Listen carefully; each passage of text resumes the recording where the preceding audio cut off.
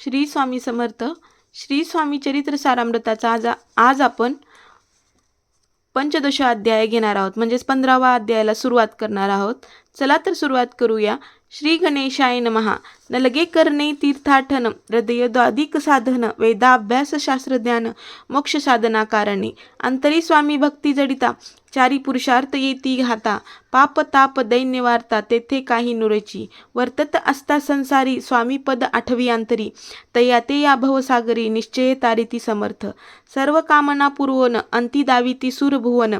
जे नर करीती नामस्मरण, ते मुक्त याची देही. मंगळवेढे ग्रामात, राहत असता श्री समर्थ. ग्रामवासी जन समस्त, वेडा म्हणती तयांसी. आपुली व्हावी प्रख्याती, हे नसेसी त्यांच्या चित्ती. स्वइच्छेने वर्तन करीती, काही न जाणती जनवार्ता. कोणासी भाषण न करीती, कवनाचे ग्रहान जाती. दुष्टोत्तरे जन ताडती, तरी क्रोध नयेची.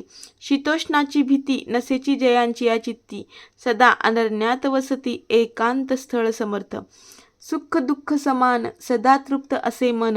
लोकवस्ती आणि वन, दोन्ही जया सारखी. परमेश्वर रूप येती, ऐसा ज्यांच्या वाटे चित्ती. ते करिता स्वामी भक्ती, जन हासती ते यांते. त्यावेळी मंगळवेढ्यात बसप्पा तेली राहत. दारिद्र्य पिढीला बहुत, दीनस्थिती तयांची. बसप्पा व्यवसाय करी, पुरे न पडे त्या माझारी. 18 विश्वे दारिद्र्य घरी, पोटा भाकरी मिळेना. तो एके दिनी फिरत फिरत, सहज वना माझी जात. तो देखिले श्री समर्थ, दिगंबर यतिराज. कंटक शय्या करोन, तीवेरी केली शयन.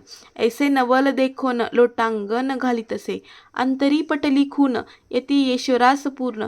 म्हणून सुखे शयन, कंठेश्वरी केले. अष्टभावे दाटूनी, माथा ठेवी श्रीचरणी. मने कृपा कटाक्षे करुणी, दासांकडे पहावे. श्री स्वामी चरणांचा स्पर्श होता, ज्ञानी झाला तो तत्वता. कर जोडुनी या स्तविता, झाला बहुत प्रकारे. सकल ब्रह्मांड नायका, कृपा घना भक्त पालका. पाप ताप दैन्यहारका, विश्वपते जगद्गुरु. पाहून या प्रेमळ भक्ती, अंतरी संतोषले येती. वरद हस्त ठेविती, तत्काळ मस्तकी तयांचे. बसप्पाचे श्रीचरणी, मन जडले ते पैसोनी. राहू लागला निशिदनी, स्वामी सन्निध आनंदे. जिकडे जातील समर्थ, तिकडे आपणही जात. ऐसे पाहुनी हसत, कुटील जनत याते. वेड्यांच्या नादी लागला, संसार याने सोडिला. घरदार विसरला, वेडा झाला निश्चये. मग बसप्पाची कांता, ऐकून या ऐशी वार्ता. करीतसे अकांता, म्हणे घरी बुडाले. आधीच आम्ही निर्धन, परी मोलमजुरी करून करीत होतो उपजीवन. आता काय करावे. बसप्पा येता ग्रहासी, दृष्टांतरे बोले तयासी. मने सोडिले संसारासी, वेड काय लागले. परी बसप्पाचे चित्त, स्वामी चरणी आसक्त. जना पावदा न भीत, नसे चाड कोणाची. ऐसे लोटले काही दिन, काय झाले वर्तमान. ते होऊनी सावधान, चित्त देऊनी ऐकावे. एके दिवशी अरण्यात बसप्पा स्वामी सेवा करीत. तवा झाली असे रात्र, घोर तम दाटले. चित्त जडले श्रीचरणी, भक्ती नसे काही मनी. 2 प्रहारी होती रजनी, समर्थ उठून चालले. पुढे जाता समर्थ, बसप्पा मागे चालत. प्रवेशले घोर अरण्यात, क्रूर श्वापादे ओरडती. आधीच रात्र अंधारी, वृक्ष दाटले नाना परी. मार्ग न दिसे माघारी, चरणी रुतती कंटक.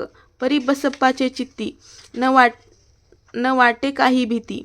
स्वामी चरणी जडली वृत्ती, देहबान नसेची. तो समर्थ केले नवल, प्रकट झाले असंख्य व्याल. भूभाग व्यापिला सकळ, तेजे अग्नी समान. पाद स्पर्श सर्पा झाला, बसप्पा भानावरी आला. अपरमित देखिला, सर्प समूह चोहीकडे. वृक्ष शाखा अवलोकित, तो सर्पमय दिसत. मागे पुढे पाहत, तो दिसत सर्पमय. पाहून या ऐशी परी, भयभीत झाला अंतरी. तो तयांशी मधुत्तरी, समर्थ काय बोलले.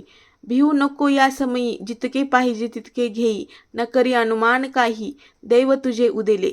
ऐसे बोलता समर्थ, बसप्पा भय सोडून त्वरित. करी घेऊन अंगवस्त्र, टाकीत एका सर्पावरी. गुंडाळूनी सर्पात्वरित, सत्वर उचलून घेत. तव सर्व सर्प झाले गुप्त, तेजही नष्ट झाले. तेथून या परतले, सत्वर ग्रामा माझी आले. बसप्पा सहित बैसले, समर्थ एका देवळी. तेथे आपुले अंगवस्त्र बसप्पा सोडून पाहात, तव त्यात सुवर्ण दिसत सर्पगुप्त झाला. ऐसे नवल देखुनी चकित झाला अंतकरणी, माथा ठेवा स्वामी चरणी प्रेमाश्रू नयनी वाहती. तयासी बोलती यतीश्वर, घरी जावे त्वा सत्वर, सुखे करावा संसार धारापुत्र पोशिजे. आनंदोनी मानसी बसप्पा गेला ग्रहासी, वर्तमान सांगता कांतीसी तेही अंतरी सुकावे. कृपा होता समर्थाची वार्ता नुरेची देण्याची, याविषयी ही बसप्पाची गोष्ट साक्ष देत असे.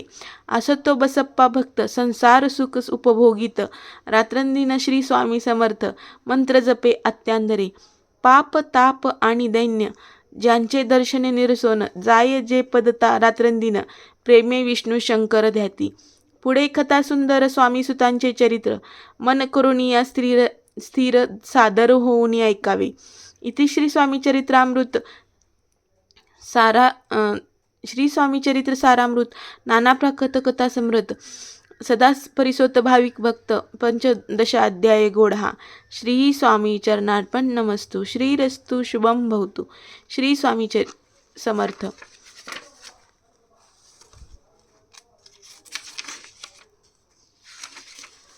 15व्या अध्यायाचा कथासार पुढील प्रमाणे आहे.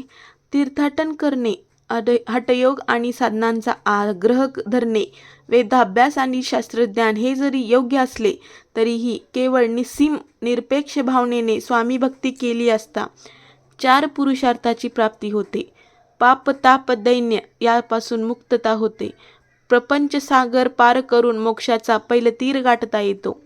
आपल्या हातून योग्य ते कर्म आणि आचरण घडल्यास श्री स्वामी आपल्यासाठी स्वर्गमुखाचे प्रवेशद्वार उघडतात. तसेच नित्य नामस्मरण करणाऱ्यांना ते जन्म मृत्यूच्या फेऱ्यातून मुक्त करतात. हे स्मरणात ठेवावे असे मार्गदर्शन करून ग्रंथकार अध्यायास प्रारंभ करीत आहे. मंगळवडा येथे श्री स्वामींचे वास्तव्यास्थानाचा हा प्रसंग आहे. तेथील वास्तव्यादरम्यान श्री स्वामी जंगलात राहत होते. अधेमध्ये गावात येत होते असत. त्यांच्याकडे पाहताच सकृतदर्शनी ते वेडसर असावेत अशी ग्रामस्थांना शंका येत असे. त्यामुळे अनेक जण श्री स्वामींच्या विरोधात बोलत असे. जे कोणी श्री स्वामींविषयी प्रेम आणि आदरभाव दाखवतील असत त्यांची हेटाळणी हे कुटील ग्रामस्थ करीत असत. याच मंगळवेढ्यामध्ये बसप्पा तेली नावाचा दरिद्री इसम श्री स्वामी सहवासात आला आणि पुढे काय त्यांच्यासोबत येऊ जाऊ लागला. त्यांचे श्री स्वामी चरणी मन जडले. श्री स्वामीपेक्षा त्यांनी आपला संसार लुटवेला अशी चेष्टा ग्रामस्थ करू लागले. मात्र एके दिवशी श्री स्वामी कृपेने एक चमत्कार घडला आणि श्री स्वामींनी बसप्पाने पकडलेल्या जिवंत सर्पाचे सोन्याच्या लगडीमध्ये रूपांतर करून त्यांचा भाग्योदय घडवून आणला. ही अद्भुत कथा सांगून या अध्यायाच्या शेवटी ग्रंथकारांनी श्री स्वामी सूत यांच्याविषयीचे कथानक पुढील अध्यायात कथन करीत असल्याची पूर्वसूचना दिलेली आहे. श्री स्वामी समर्थ. अशा प्रकारे 15वा अध्याय आपला संपलेला आहे. श्री स्वामी समर्थ. श्री स्वामी समर्थ. श्री स्वामी समर्थ.